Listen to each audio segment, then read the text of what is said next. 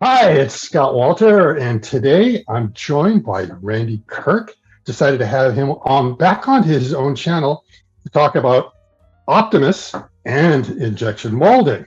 So, Randy, it's great to have you back on your own channel. Oh, but before you do that, remember, like and subscribe.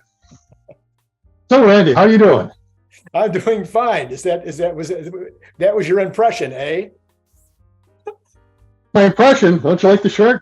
Yeah, I love the shirt. It's perfect. In fact, I'm going to suggest my wife find that shirt. That's a great shirt. Oh, okay, great, great. So I did the same thing, try to dig one out of the closet. Just in your honor. But yeah, we've turned the tables here a little bit because the other day I had questions for you. Okay. So, normally you have me and John on here to put us in the witness booth and cross-examine us to try to find out what we know. Uh-huh. And this time there was something that I thought you were knowledgeable on that you could help me out on a little bit. And Okay. so, yeah, that was kind of the reason to turn the tables is that I'm going to ask you the questions to try to extract some stuff. Now, the genesis of this, I think the first time you had John and I on, we were talking about Optimus, and you asked the question of how much it would cost to build one of these things. And I hadn't really given it much consideration. I was thinking more like, does it work? Is it functional? Will I actually see it do anything? What's it good for? All those things. I wasn't really getting down to the cost. And I just kind of had a rough idea what I thought it would be, but it was more or less like John and I were pulling numbers out. I mean, we sat there and thought about it to make sure it was reasonable, but Mhm. we hadn't really come up with like, okay, are we 100% sure? And so now I started to go ahead and do that to get a better feel and a better idea, because I've seen a couple of the videos that you've done with Larry in which you were kind of looking at what is the value of the Tesla bot, what of Optimus to the overall company, and what is its potential, what's the TAM, how much it's going to add to the share price and stuff like that. And I'm like completely not qualified at that. It's like there's no way I can do that. However, you are taking kind of more of a macro approach of looking at Optimus and the potential there. And I've always said, well, if you're going to do those calculations, at some point you got to go all the way down to the very bottom and really look like, well, what does this thing cost? Because I think you would agree that if we do a cost analysis, say Optimus is going to cost $150,000 to $200,000 for Tesla to build, every one of it, then that means whatever calculations you guys have been doing are completely blown out of the water. All right. So That would there's like a change everything. fundamental assumption that would absolutely change everything. So in order for anyone, and especially your viewers who are putting together their models who are trying to figure this out on their own, you need to have like some sort of ballpark idea of how much is it going to cost. And of course, the other side of that is what is its value? I mean, what is it really going to save within Tesla? Think about it. It's like have to sell the bot to make money. They just have to use it internally. And the question is, how much are they going to be able to save internally by using this in replacing a lot of the labor that they have in the factories? And so that's one thing we can look at. But the first thing might be, and of course, the reason why I invited you back onto your own channel is to ask you some questions about manufacturing and what would kind of go into building an Optimus. Now, I got some over here. Yeah, I've got my notes. I kind of put some things down. So if we kind of look at Optimus, the first thing we have to do is look at what are the processes that you think would be involved. Okay. And you've had a lot of experience in manufacturing. So I'm going to ask you, you're in the witness chair, and I'm going to examine it. So the first thing, do you think Optimus will use stamping? Stamping. Stamping. Ask Yeah. the question again. I mean, well, in building an Optimus, do you think any of the Optimus parts will be built using stamping? Oh, well, okay. So we have to differentiate where I do have expertise and where I don't. Mhm. I know a little bit Okay. about metal fabrication, a little bit about metal Yeah. fabrication. I know not nearly most of my experience in manufacturing has been in plastics manufacturing. And I haven't really thought about even whether it would be stamping. It seems to me like most of it might have been more like CNC and milling and things of that nature. Yeah. So somebody guesses. So the stamping. I think the torso, that's going to Oh, be stamping. The okay. body cavity. So that looks like something that would probably be stamped. Castings, probably probably going to be some castings, do you think? I think so. For the body parts. Yeah. So something. Do you think any parts would be forged? Gosh, see now there's where you have me completely. Okay. Basically, I don't think so. I think forging the parts that are looking there. Well, to me, they're either going to be stamped or cast. I don't think any forging is going to be involved. Okay. There. All right. And then there's going to be some kind of machining. So there's probably, right? I would guess milling, perhaps, of castings where you might need some surfaces, some drilling because we need to have the joints where they need to be. Maybe turning out when we're making the motors, there's probably going to be some turning and a few other things like that. And just whatever finishing, grinding, polishing, whatever might go on to remove flashing from different things. Right. Now, do you think in the production version, would they be relying or using 3D printing? For the production version, well, again, it depends on the production numbers. So there are some products out there right now that even if you're building 100,000 a year, sometimes 3D printing can be a way to go, depending on what it would cost to set up the tooling and create a line.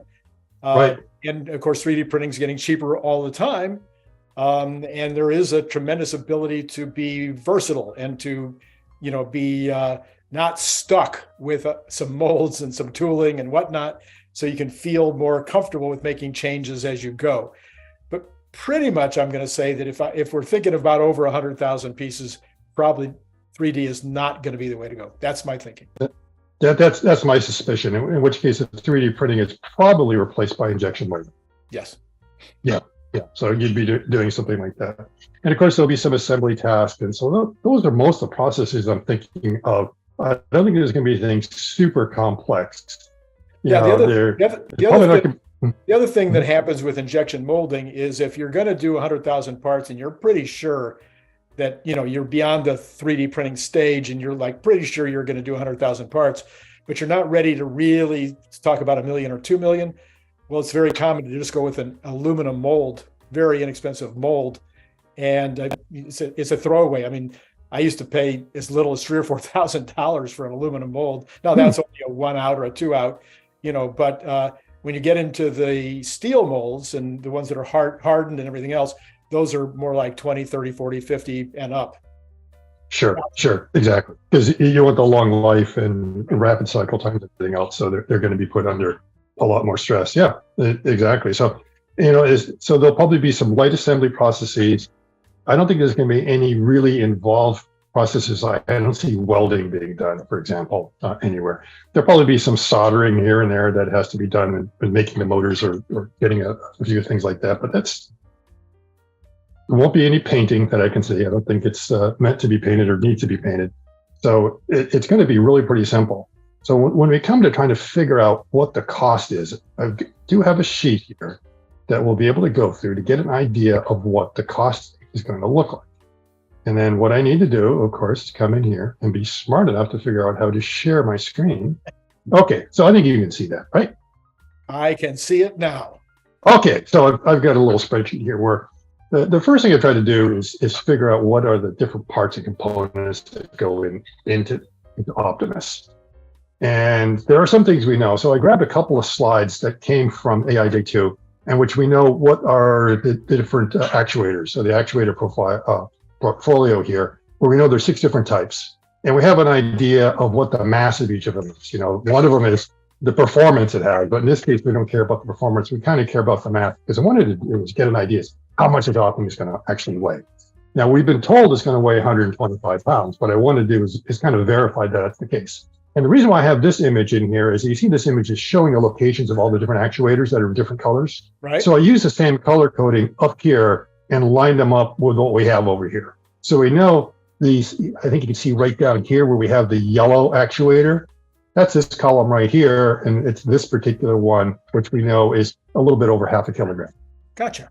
And then we have some green and we have some orange. We have all those in there. So I kind of put them up there and was able to figure it out and do a count. So for example, in the torso, we know there's going to be 3 of the green and 1 of the orange. Okay. And this orange one is like right in the back. It's in the small of the back, and we get some of these greens. And we also pick up a couple of them that belong in the shoulder. So I made like a little note that it's a 7-axis arm technically, but 2 of the motors are actually in the torso and not necessarily the arm. So when we saw the arm being assembled on there, that arm only had 6 actuators in it, not including the hand. Okay, but just talking about the arm itself. Okay. And the reason I did this at first, I wanted to find out what the lifting capacity was of Optimus, since it was able to carry an arm. So it's like, all right, I wonder how much the arm weighs. So we're kind of going through here and getting an idea of putting them all out there, and we can see based on that this is just the mass of the servos. So we have 4 servos in the torso. We have 6 in each arm, 6 in each leg. And then we have in the hands, we have these other actuators, which unfortunately don't have a spec for the weight on it. So it's this one right over here. All right, so we can begin to see this a little bit better to get an idea. And anything that's in pink is kind of where I have to guess, because there isn't any information there. So if we have an idea of how much the servos are going to weigh, what the overall mass of them is going to be.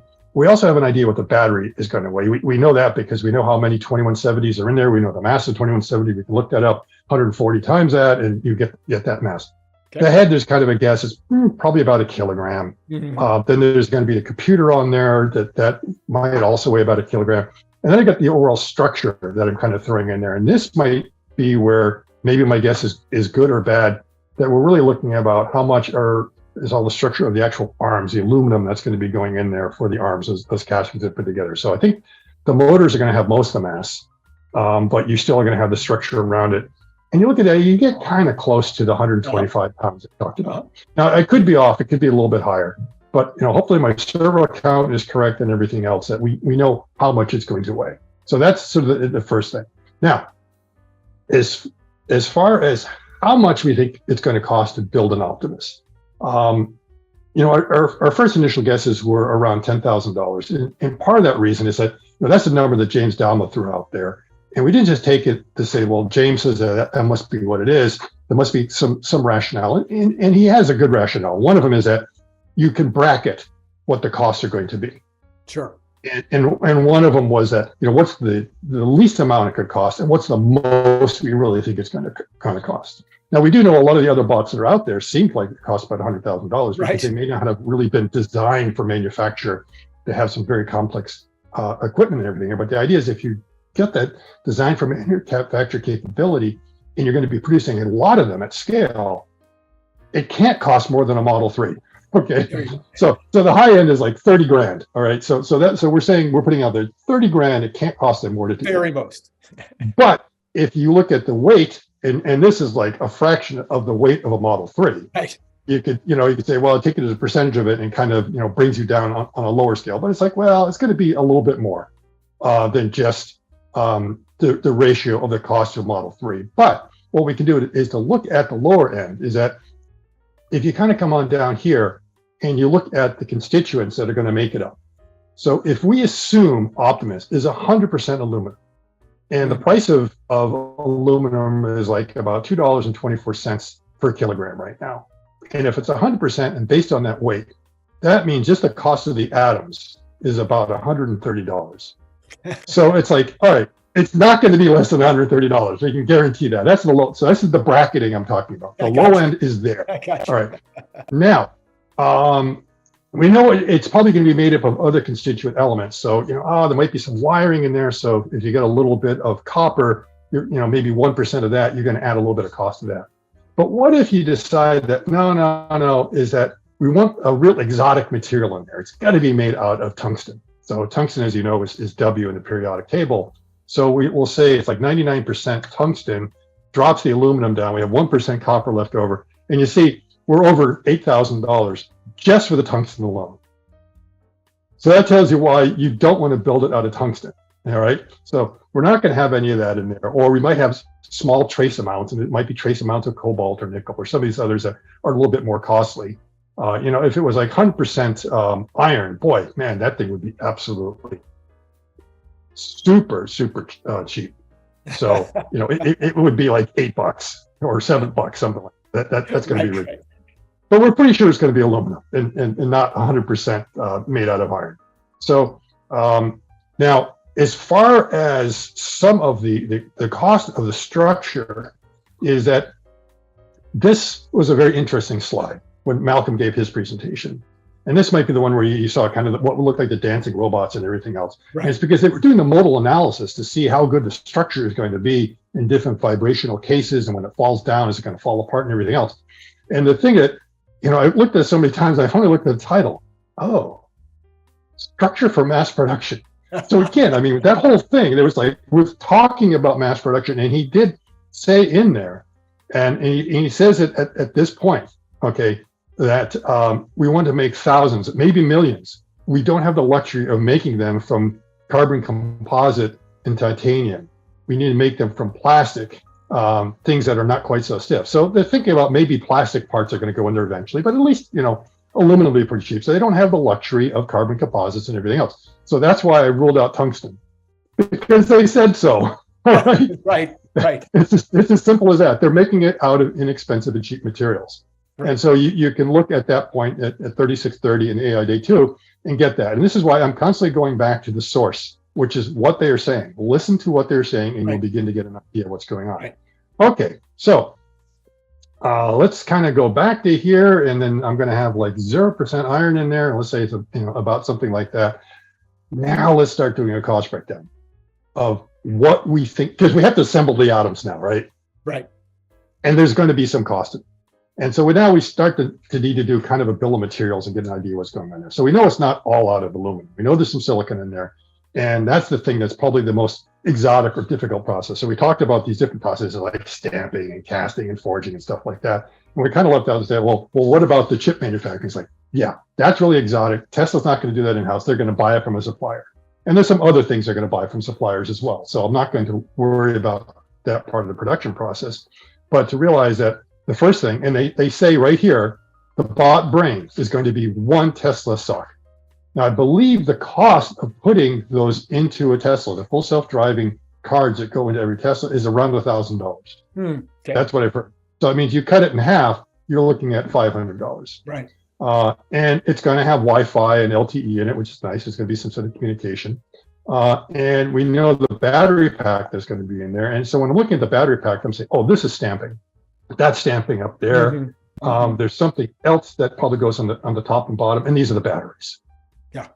And from this, we were able to work out how many batteries and everything else is. So we get an idea. So there's stamping going on. We're going to get that. So we know the sock is around $500. You only need one. So we're already at $500. Now, we know there's 6 cameras. And this is where I wanted to get into kind of your expertise, is that we finally determined that this headset that the instructor was using is actually the headset from inside Optimus, from behind the glass where we're not seeing anything. Okay. So these are basically 6 cameras. So we're pretty convinced there's 6 cameras, and they're mounted onto something. And the question is, the thing they're mounted on, is this 3D printed or is that injection molded? Well, now, right now yes. It's probably 3D printing. Yes. And it's kind of hard to tell from that image whether it was injection molded or not. It's most likely 3D printed.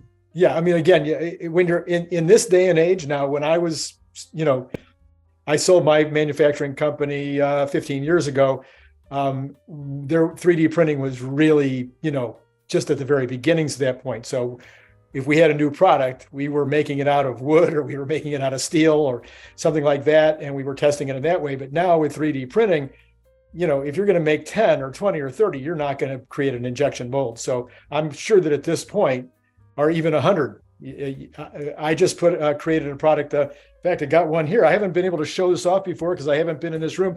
Excuse me for a second. Ah, okay.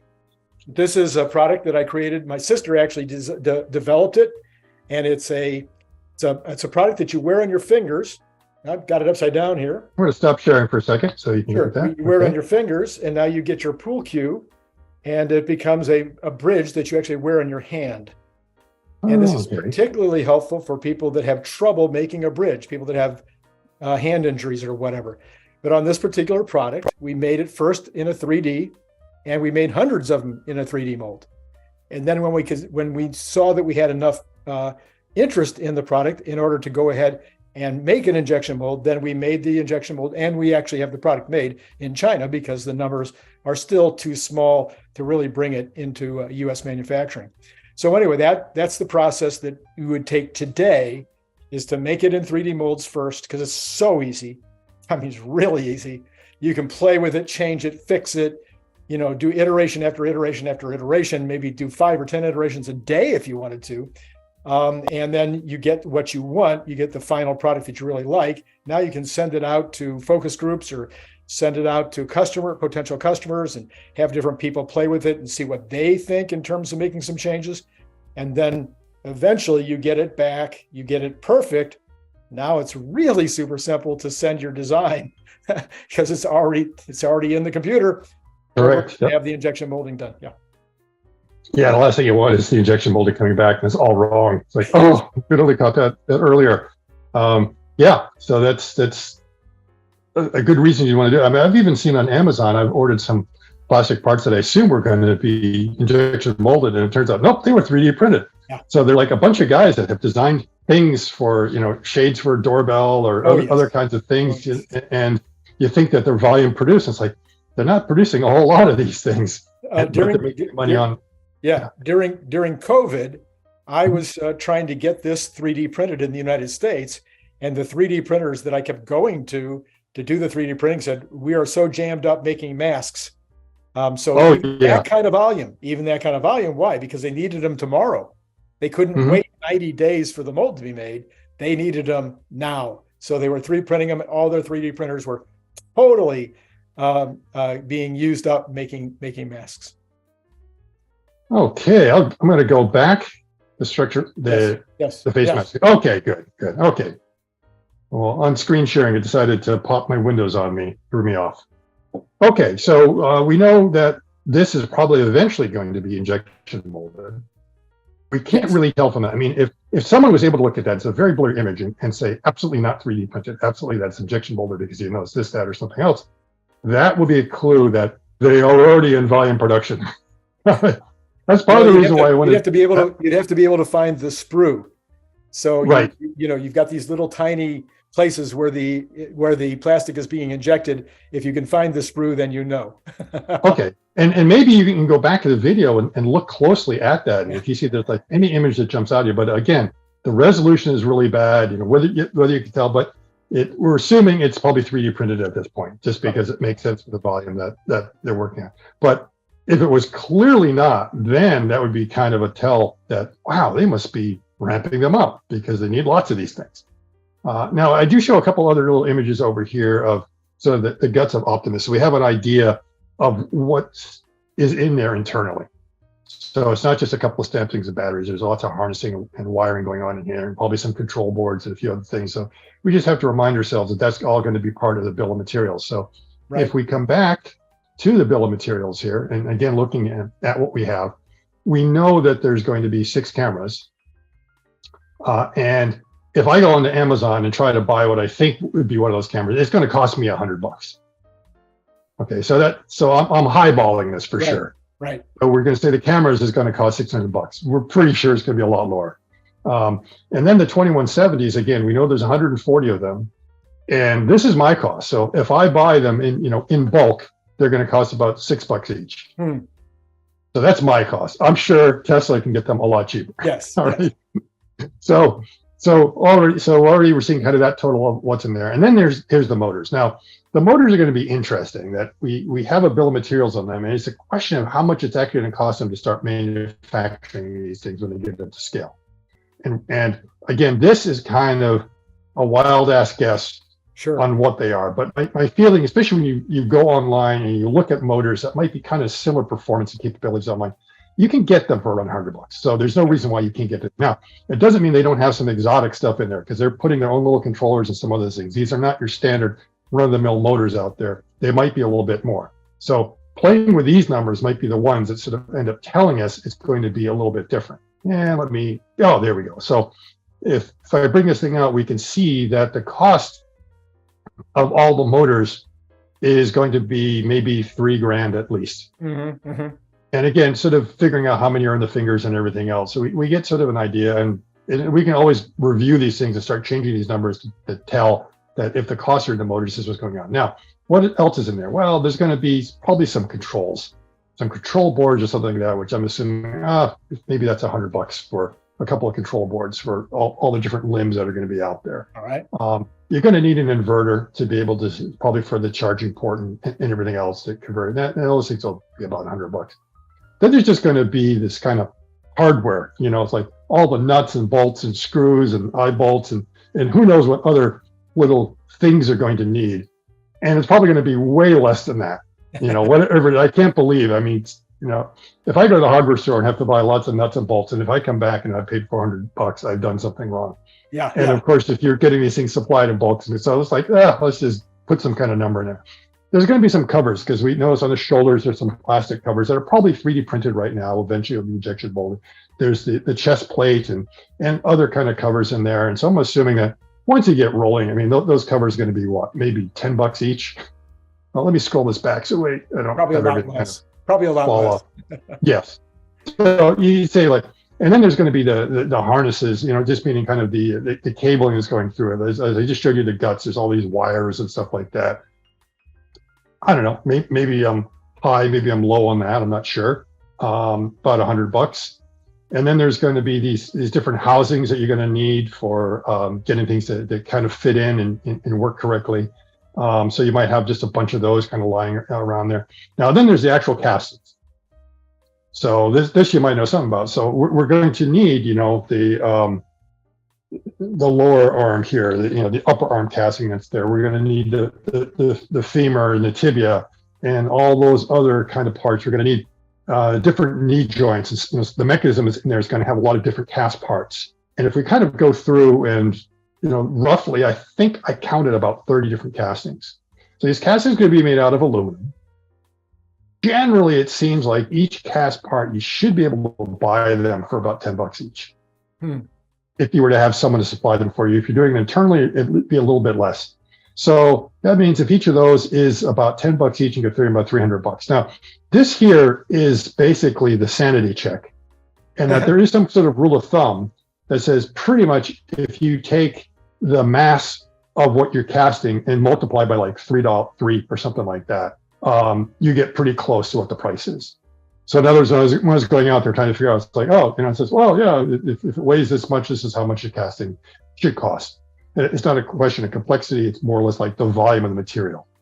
And so this here was just that sanity check on that the number I'm coming up with is about right for the material. Okay. The castings are going to require some sort of machining, but the machining should be pretty simple. It's going to be set up in CNC. You're going to have the processes that are kind of going on. A lot of this cost might also just be the operator that's doing the tending and loading and unloading. Sure. Maybe that's Optimus. So let me say that. Doing it. Yeah. Right. The stampings, once you get those up and going, they are going to be cheap. I mean, that's just like putting in the sheet metal or the aluminum and just stamping them out. They're not going to be a whole lot. And then it's like, the guy with the IKEA wrench, is going to put it all together, the assembly process. Or the Optimus. Or the Optimus or whatever. You say, maybe that's fine. So, putting all these things in here, I'm having a hard time getting to $10,000. Wow, yes. And it could be that if I really know what some of these numbers are, I might be able to drive it down to 5,000. So I'm pretty comfortable with the number saying it should cost about $10,000 to put Optimus together. It may even be a little bit less. So we're not looking at $100,000. So I would immediately challenge your number. You've got it at $7,700, and you're saying, well, that's probably I'm having a hard time getting it, anywhere close to 10,000. But in almost every case, you are trying to bump it up. Yeah. So you're saying the cameras on Amazon cost you $100.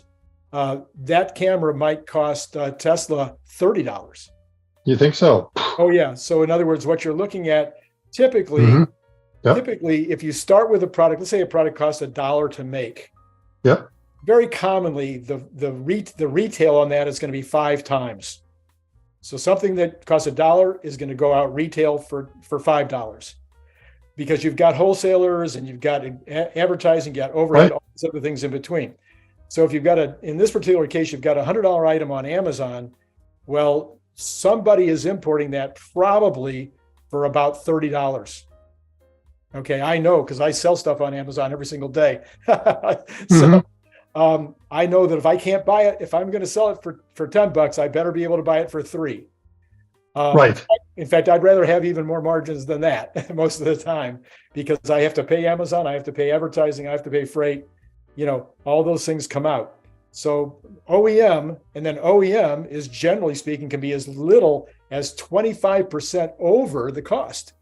Yeah. So let's say you've got a $100 camera that is costing the manufacturer $20 to make. Maybe they're going to be willing to sell that to an OEM in thousands at a time. That's something on the order of $25. Yeah.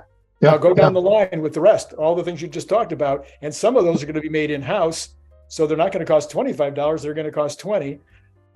So there's a huge amount of possible money coming out of that particular cost of goods. Absolutely. Yeah. And I'm glad you pushed back, because again, I was just trying to do the real high end case to make sure we get a conservative estimate. And again, like my batteries is like, this is what I could buy. Yeah. So what do you think it actually costs Tesla internally? Half that number, or even less? Even less, yes, much less. So would you go with $3 or $2? Yeah, well, again, it's hard to know, because if you're buying the battery on Amazon or something like that, it is going to be, believe me, the manufacturer is not paying a dime over 20% of that. Yep. It has to be. You cannot get it into commerce for less than 5 times. Typically, you might be trying to stretch it to 6 or even more, but you cannot get it into commerce for less than 5 times what your manufacturer cost is. Right. Okay, so we dropped that. If that's more realistic, we're already under 7. Right. And then, like, this assembly, I don't think it's going to cost $500. No. Yeah. It's like maybe half that. Yeah. Okay. And then, what are some other big ticket items here? The controls, there's probably not that much. I mean, whatever the control boards are and everything else, are probably half of that as well. Inverters are probably also cheaper. Obviously it was pretty high. And you mentioned the motors. You said you were buying those on Amazon too. Yeah, and the question is how much is it going to cost them to actually ramp up their manufacturing process, whether they can start pumping it out that much? Yeah. It could be higher than that, but let's say we just decide to say, all right, it's going to be 75 here. So let's just go ahead and put that in as a number, and let's go ahead and see what that does. Oh, okay. So already I'm getting down close to 5. So we can say that a lot of the cost is in the motors and how many is going to be in there. So eventually they'll get that down. And so this is the actual cost. You might say, well, it's going to be a little bit more because you've got to put in your R&D costs and all those things. But when we're looking at taking that out in the limit, right. Yes. You're going to be getting, and I think this is something that we had talked about when John was on, that we felt long term they could probably get to $5,000. They should be able. And again, John did kind of the first principles thing. It's like, it weighs this much. The atoms, overall can only be more than a couple $100. It's just the assembly. And the other thing, I think Elon has some, I think, is it called like the idiot index or something like that? Okay. Yeah. That if you take the mass of something, and if it costs you 100 times the cost of whatever the raw material is, you're doing something wrong. So you're doing something wrong. Assembling the atom should not be some ridiculous amount. Change the raw material. Either change the raw material or to your process of the reassembly of those things. Right. So if you're only spending $100 in raw materials, yet it costs you $100,000 to put together, then there's something about the processes that must be extremely exotic or extremely difficult. Otherwise, you are doing something really wrong. So, again, that's sort of the idea here, is that what's the factor that we'd be putting on in here? So that gets us to that amount. Yeah. So, Scott, the other thing that's on my mind, and the thing that's always on my mind, because again, I ran manufacturing plants, and I'm a marketer. That's what I do.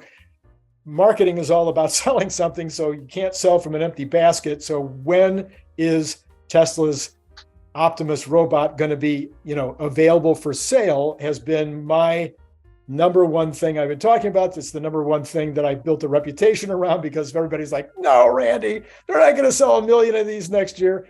So you've been on numerous shows since the last time you and I have talked. You have talked to a lot of other experts in the field since you and I talked. Has anything changed your mind? The last time we talked, you thought maybe they would build 500 this year, one at a time, or a small pilot line or something where they could go out and use these to gather data and to iterate and to get the thing better and better and better. And I don't remember if you had a number for next year, but I think you agreed with me that there was no reason why they couldn't build a line by the end of the first quarter, have a line up by the end of the first quarter, and start punching these things out and build. And again, maybe you don't think they'll do this, but that there was no reason why they couldn't, should they choose to, build 1 million of these next year. And I think, and I'm sorry to make your question three-sided, but I think you said it all comes down to software. So I'll turn it back to you. Everything is in the software, for sure. So if they are not really able to get the brain to work, then they're going to hold off on producing lots of them. And then they might have to revisit. It's like, is there an issue that we don't have enough sensors, or we don't have the right kind of sensors, or somehow it's just configured wrong, that we are not able to get the bot to perform the tasks that we want? Then they're not going to scale up. So once they're really comfortable that it's moving along, and I think it's going to move pretty quick, but I still think I'm sticking with my 500 number for this year, because I think that's about what they will need to be able to do the training and get it up and start testing it. And then they could be ready to ramp pretty quick. And next year, they could definitely do the 1,000, somewhere between 1,000 and 10,000 if they so choose, because it doesn't require a big manufacturing footprint. And again, if you really need to, you could duplicate this manufacturing footprint in a bunch of places. So they do not have to build a factory or a building. They can just lease it wherever they need. So unlike, Giga Texas or Giga Mexico, we've got to build that whole thing. We're waiting for it to be able to fill it in. They can just go find any sort of retail location or light manufacturing area. And they've done that. I mean, we know that they are leasing and renting other buildings around Lathrop and other places for the mega packs that they're creating, because they don't have enough space. So it's fairly easy for them to get the space they need to be able to ramp this up if they needed to. And it's just a question of what are the processes it can already do that they would need that number. So again, it's more like the absorption rate is like they could produce 100,000 next year, but they need 100,000. They're not going to produce them if they don't need them yet. And that means they have to have demonstrated that it can do certain capabilities. And it can't do all the capabilities yet, but it can do enough that we can, it makes sense. We can absorb 1,000 or 2,000 of these. And the thing we have to remember when we're talking about the number of workers there are, I'm not quite sure when they throw out the numbers, whether the numbers they're giving us are the number of workers that you need to run the line during a particular shift, or if it's like the total number they need to be able to run the factory for a week.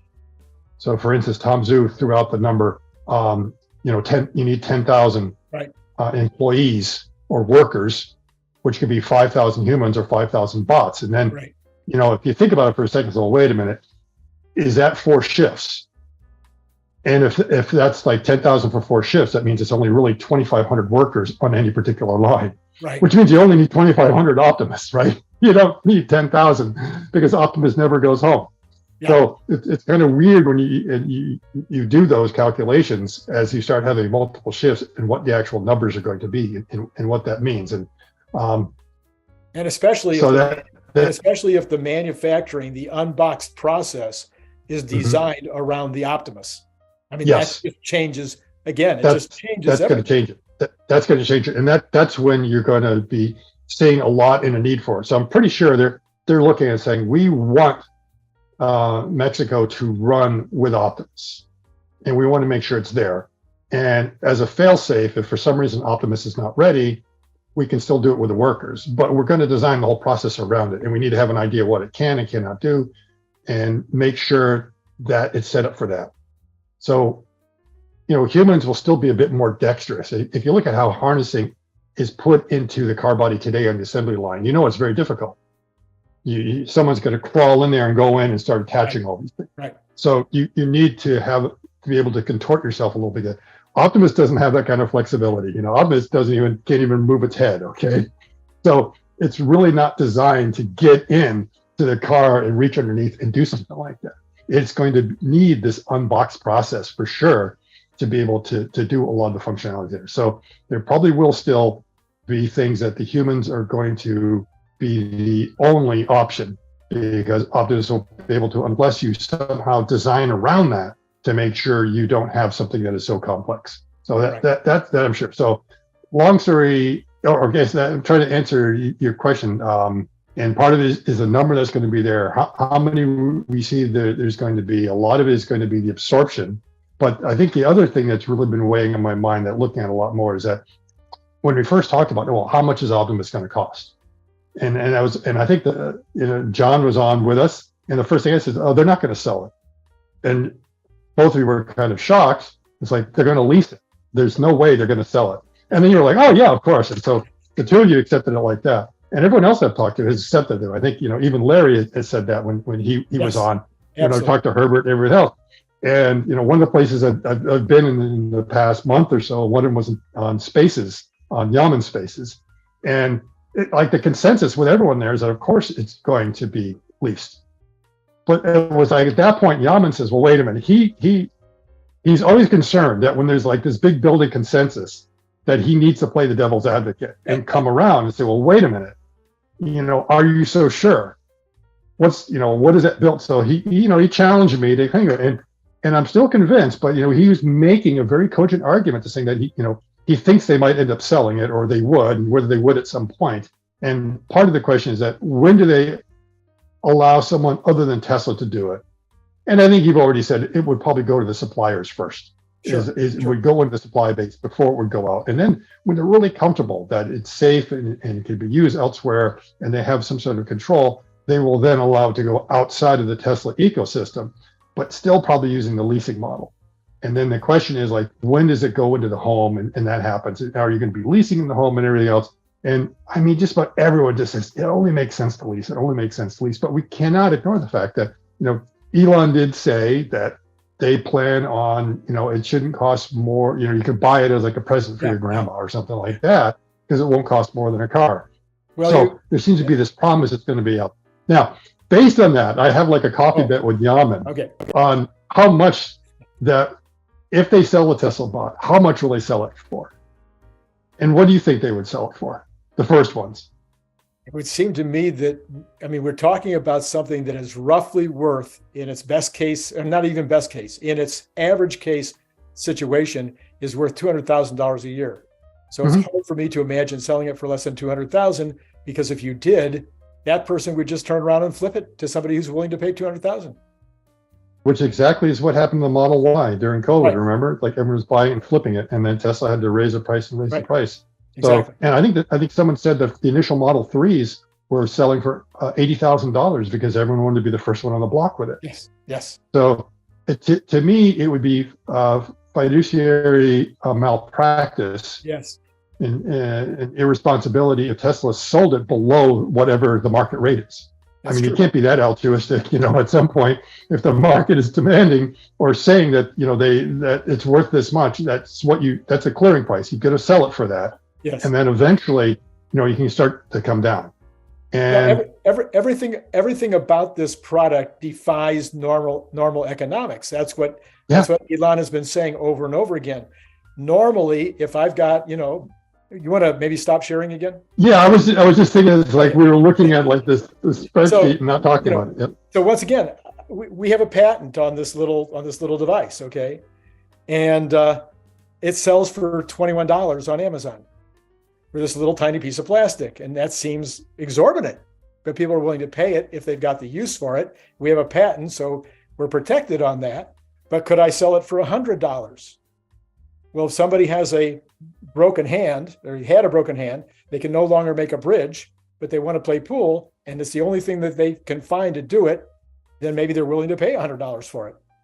So there's a point at which you're inviting the competition normally. Okay. Right. This is not very hard to make, and the patent might be a non-question for some makers. They'd be like, oh well, too bad, we'll fight the patent later. So if you are inviting people in because you're charging so much, that's another concern that manufacturers have when they're trying to price. You don't want the world to feel like you're a robber baron, that you're, just going to take all you can make. And you also don't want the competitors to think, oh my gosh, I have to go do that because Right.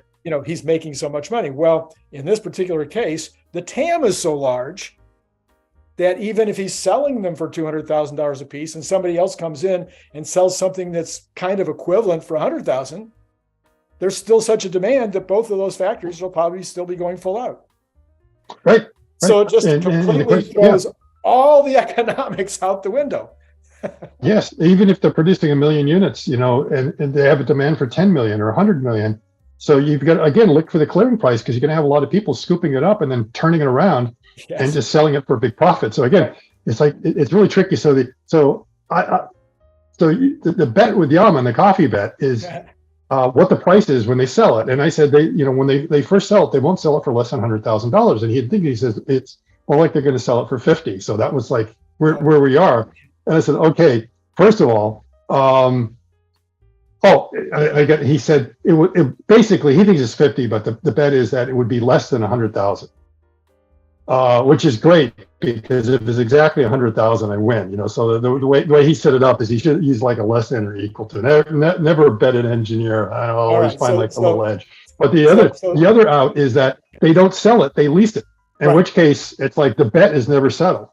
Well, and so Scott, I know I've used this example before on my show. I'm not sure whether I've used it with you before, but I was a little tiny manufacturer. Okay. I was making 5 million water bottles a year, and I was perfectly happy. I was willing and able to spend $100,000 for a fixed application, for an automation piece of equipment that would be fixed in place, that was only going to be used for the most 2 shifts a week.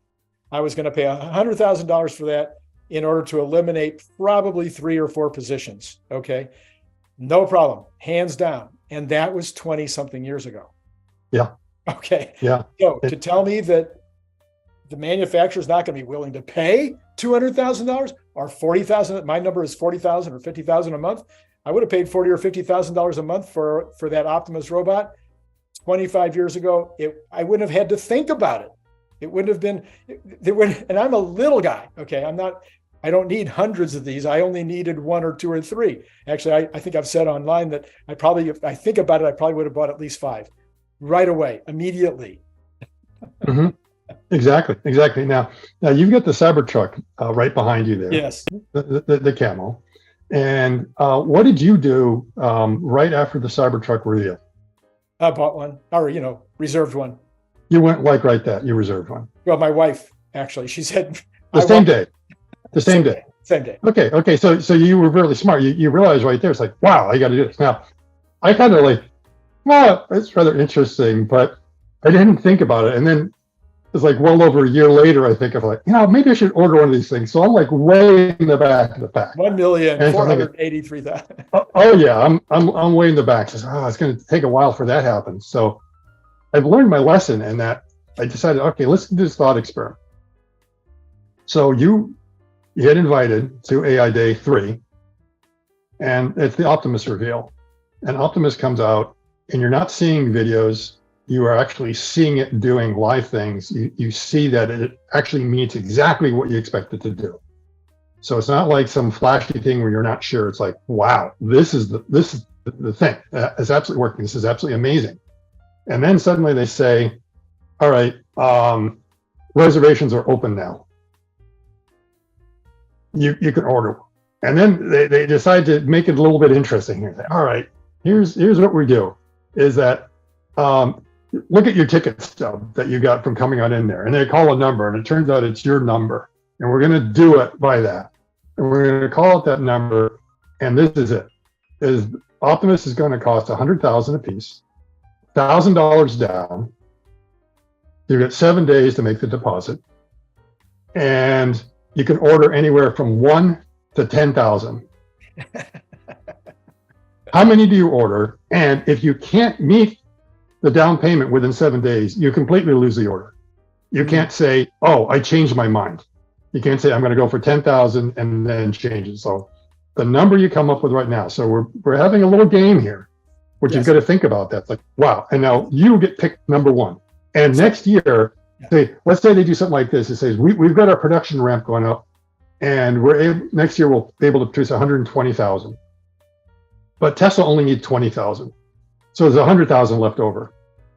So that means right now we're basically auctioning off the supply of 10,000 for the next year. So you got kind of that on there. So what that means, like, wow, you could be really greedy, right? And it's like, take 10% of it right there.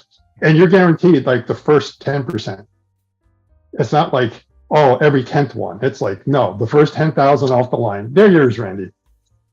All right. Or let's say that after 20,000, because Tesla gets the first one. So right.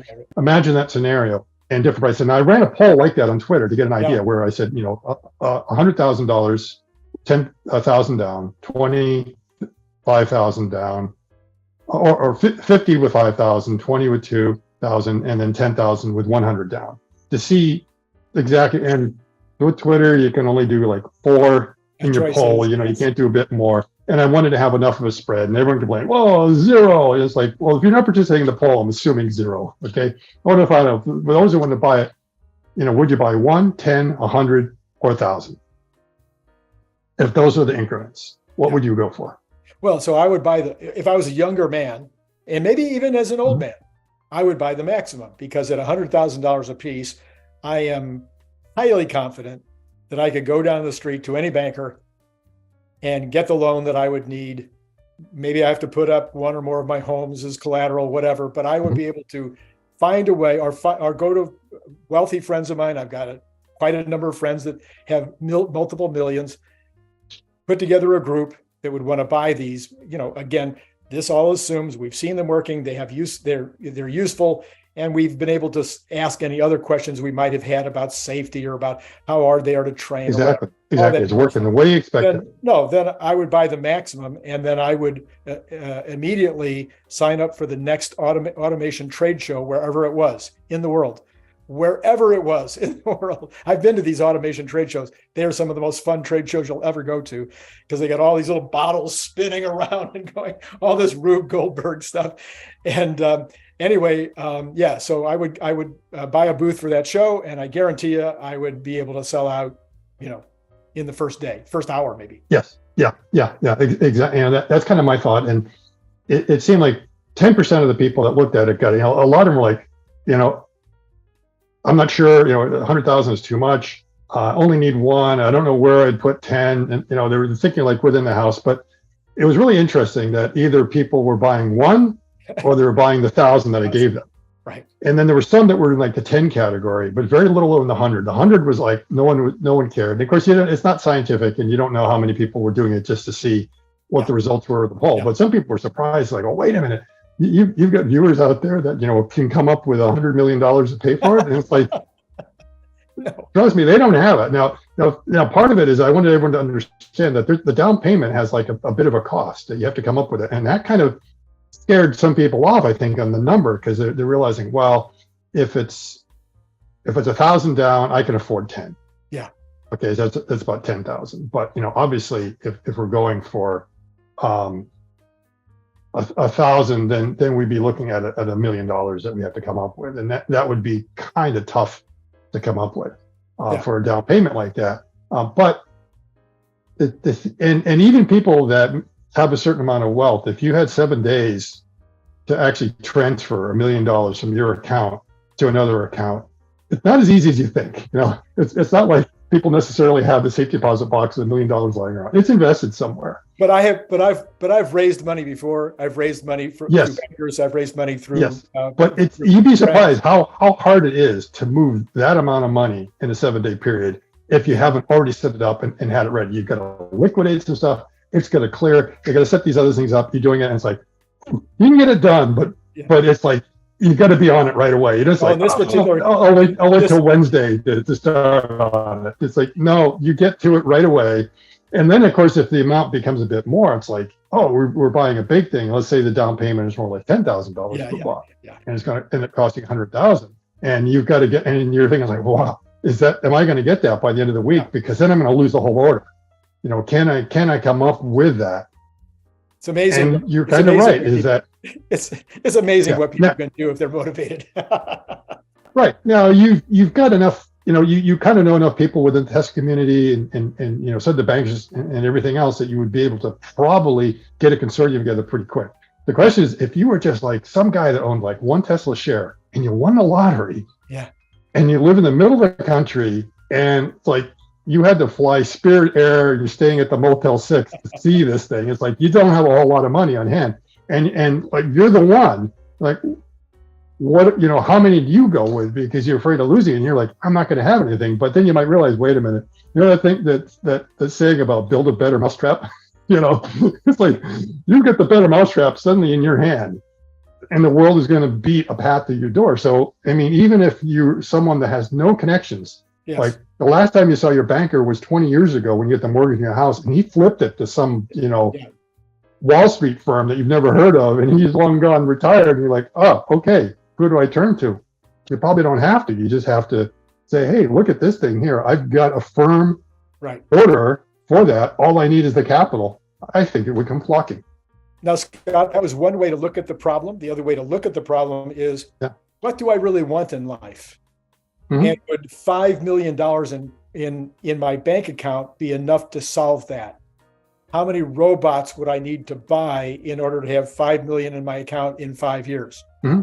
So now I can bring it down to a more workable number, because quite frankly, yes, there's a whole new lifestyle thing that goes on when you have more than 5 million net worth, but am I interested in that lifestyle? Maybe I'm not even interested in a lifestyle that's over 2 million net worth.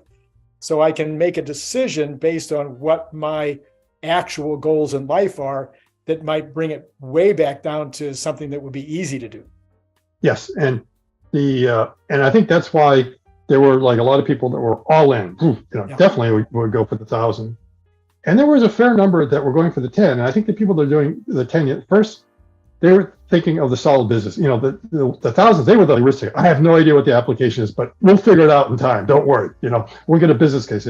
The others are going to 10. They probably had a business case. They were thinking, oh, I'm already running a small company.